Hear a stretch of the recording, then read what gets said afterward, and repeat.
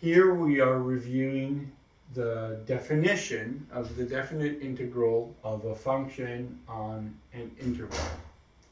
So I'm taking one of the steps needed to approximate the integral. And so here I've divided the interval into 5 pieces. So this one is what we would call x0, x1, x2, x3, x4, and x5. And for each one of these intervals, let's say the first one here, this interval, it has a certain length. That length is b minus a over 5. And on that interval, I consider all the values of the function on the interval, and I want to find an approximation that is an upper bound for the values of the function and an approximation that is the lower bound or a lower bound for the values of the function.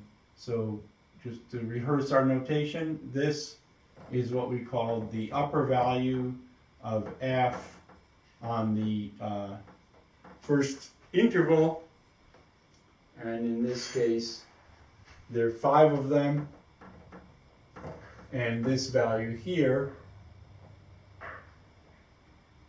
is the lower value of f on the first subinterval of those 5. And so if I multiply the upper value by b minus a over 5, that gives me an approximation for the integral of the function on this little subinterval from above. And if I multiply this distance by this value, it gives me an approximation from below. Let's do one more of these. Let's take this interval here.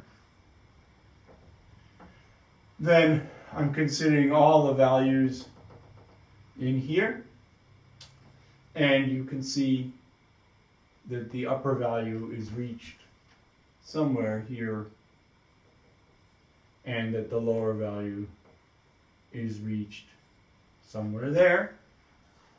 For this interval again, the base would be the length of the interval, and the values, this would be the lower value, which we would multiply it to estimate the integral from below, and this would be the upper value that we would multiply by the area, by the base, to get this area that's the upper estimate for the integral of the function on this subinterval.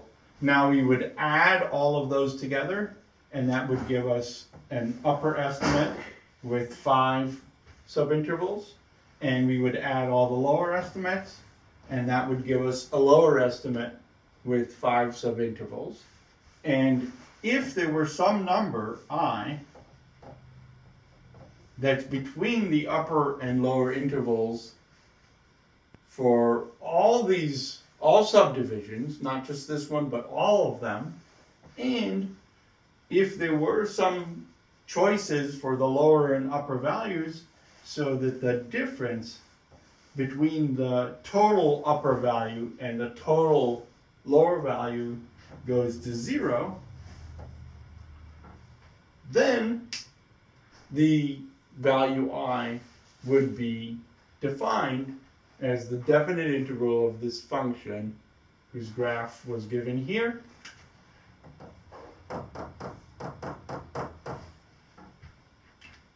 On the interval AB.